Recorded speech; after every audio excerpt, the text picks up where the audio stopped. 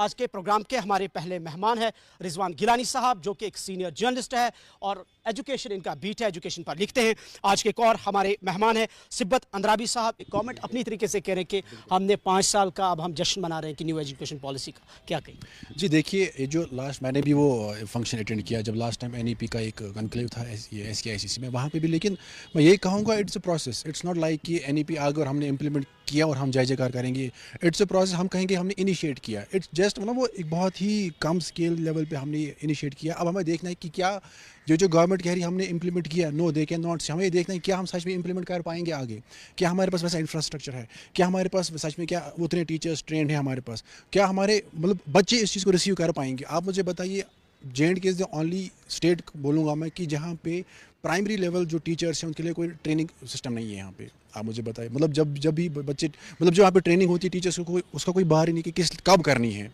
जो अभी हमारे भाई यहाँ इन्होंने कहा इन्होंने एमएड बीएड पे, मैं तो एमएड बीएड पे नहीं जाऊँगा, लेकिन जो बेसिक चीज़ है यहाँ पे जो गवर्नमेंट का फोकस है वो लैग कर रहा है। जो उनका फाउंडेशनल स्टेज है, वो अगर पॉलिसी गवर्नमेंट लेवल पे होती रहा तो ठीक चलता, वो सस्टेन कर पाते। लेकिन यहाँ पे वो एक क्या मैं बोलूँ बदकिस्मती है, यहाँ पे जो पॉलिसी डिसीजन होती है वो इंडिविजुअल्स को लेके बनते हैं कि एक ब्यूरोक्रेट आता है, वो बोलता है कि जो मैं मुझसे पहले उसको नहीं आया मैं नए से करूँगा। पॉलिसी बनती है वो सेक्टर को लेके नहीं बनती है, पर्टिकुलर अपने माइंड सेट को, अपने आइडियोलॉजी को लेके बनती है। आप देखिए, आपने भी देखा होगा कि कितने मिनिस्टर्स आए, कितने ब्यूरोक्रेट्स आए और कौन सा डिसीजन यहाँ पे बिल्कुल 100% अभी तक इम्प्लीमेंट हुआ। लेकिन मेरी तरफ से यही सजेशन रहेगी गवर्नमेंट को कि प्लीज़ एंड प्लीज़ जो अपना फाउंडेशनल स्टेज है उन प्राइमरी स्कूल्स की तरफ देखिए। और हमारी सबसे बड़ी बदकिस्मती क्या है कि आप अभी भी देखिए, हमारे यहाँ पे सिब्बत साहब है, इनको भी पता होगा, जो भी यहाँ पे जो क्वालिफाइड टीचर्स को हम भेजते हैं जी आप 10th 12th जाओ, क्यों जी वहाँ पे हमें बोर्ड में अपनी परसेंटेज दिखानी है।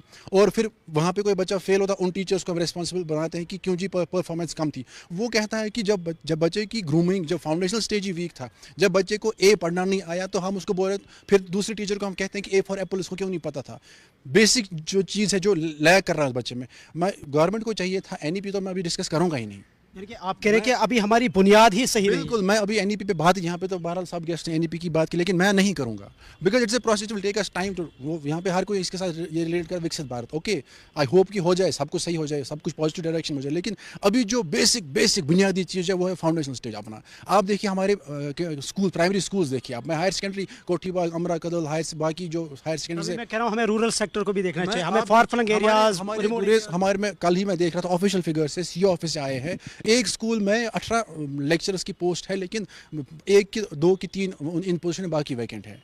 ये हाल है हमारे स्कूल एजुकेशन डिपार्टमेंट। और हम यहाँ पे बैठ के एनईपी की बात करें, मुझे लगता है वो बहुत ज़्यादा। मैं कल मिनिस्ट्री ऑफ एजुकेशन की एक रिपोर्ट पढ़ रहा था, शायद उसमें कहा है कि 60% जो जम्मू कश्मीर के बच्चे वो अभी डिजिटल या डिवाइसेस यूज़ नहीं कर रहे, जिसमें लैपटॉप। मैं आपको बताऊंगा, आप कोविड पीरियड में ऑनलाइन एजुकेशन हुआ एंड उसके बाद रिजल्ट्स आ गए, कितना डिजिटल डिवाइड था। हमारे जब यहाँ पे समर ब्रेक हुई उसमें भी ऑनलाइन पे क्यों शोर उठा, because students don't have access to this smartphones. Digital divide तो है।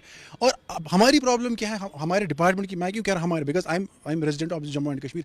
हमारी प्रॉब्लम ये है कि अगर एक इनिशिएटिव लिया जा रहा है किसी एक स्कूल में, बट हम कह रहे हैं इंप्लीमेंट हो गया, लेकिन अगर एक स्कूल के बाद वो रेप्लिकेट किसी और में होता, हम कहते हैं कि ये पॉजिटिव डायरेक्शन में जाता। फैयाज साहब को 2 बातों का जवाब दूंगा। एक जिन्होंने कहा कि डिमोरलाइज, मैं फैयाज साहब को ये कहना चाहूँगा कि सोसाइटी में टीचर की बहुत इज्जत है।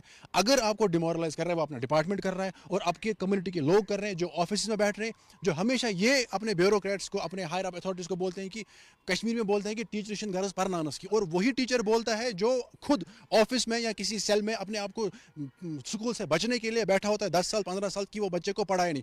और इन टीचर्स को डिमोरलाइज करके अपने हायर अप्स को ये देता है फीडबैक कि हमारे टीचर पढ़ाने के लिए तैयार नहीं है। हुई एक बात। और दूसरी बात ये जो इन्होंने रिजल्ट दिखाए, आप जो फैयाज साहब ने जो बोला कि ये ऑनलाइन है, गेजेट में है, मैं फैयाज साहब से ये गुजारिश करूंगा, ये जाके देखें। अगर ये 10th की बात कर रहे थे और वो बच्चे 8th तक कहाँ पढ़ते थे, और अगर ये 12th की बात करते हैं, ये जाके देखें कि वो बच्चे 10th तक कहाँ पढ़ते थे। जनाब ये सारे बच्चे पहले प्राइवेट स्कूल्स में पढ़ते हैं, फिर जब 11th 12th होता है तो या तो वो गवर्नमेंट स्कूल्स में जाते हैं, डमी एडमिशन करते हैं, मैं ऑन रिकॉर्ड बोल रहा हूँ, डमी एडमिशन करते हैं, कोचिंग सेंटर में होते हैं। और आपने बात की होम साइंस की, majority even I can say 100%, मतलब कोई भी school home science private school नहीं पढ़ाता है। कोई भी मुझे लगता है 1-2% स्कूल्स यहाँ पे आर्ट्स पढ़ाते होंगे। दैट्स वाई गवर्नमेंट, मैं ये नहीं कह रहा हूँ कि बच्चे नाकाबिल, मैं हमेशा गवर्नमेंट को ये इशारा करता हूँ कि don't count these students your own students, जो भी 10th और 12th के मेरिट लिस्ट में थी, आपके अपने बच्चे नहीं है। आपका अपना बच्चा वो नर्सरी का है, जिसको आप आज तक अभी आपने वो डिग्निफाइड वो सीटिंग अरेंजमेंट नहीं दिया है अपने स्कूल में, जिसको आपने डेस्क और बेंच नहीं दिया है, वो आपका बच्चा, उसका ख्याल रखिए। वो किसी उसका कोई है ही नहीं। कोई है जी जी। और लास्ट बात मैं कहूँगा गिलकार साहब को, इन्होंने सही बात की जो, और फयाज साहब ने भी कहा कि ये सियासत का शिकार हो गया। मैं कह रहा हूँ हाँ हो गया। आप मुझे बताइए, जब यहाँ पे वीसी की अपॉइंटमेंट होती है, डायरेक्टर्स की अपॉइंटमेंट, कोई ये नहीं कहता कि किसी कितनी रिसर्च है, कितनी जर्नल्स में इसका कुछ रिसर्च पब्लिश हुआ है। आप देखिए हमारे चेयरमैन बोर्ड का पोस्ट इस टाइम वैकेंट है, डायरेक्टर एससीईआरटी का पोस्ट वैकेंट है। आप मुझे बताएं, नवंबर से सेशन स्टार्ट होगा नया, कहाँ, और सर्च कमेटी बनी, पैनल सबमिट हो गई, आज 3 महीने हो गए। अब अगर इसमें पॉलिटिकल इंटरेस्ट नहीं है तो क्यों डिले हो रहा है 3 मंथ से? क्यों नहीं हम अपना बोर्ड का चेयरमैन आ रहा है?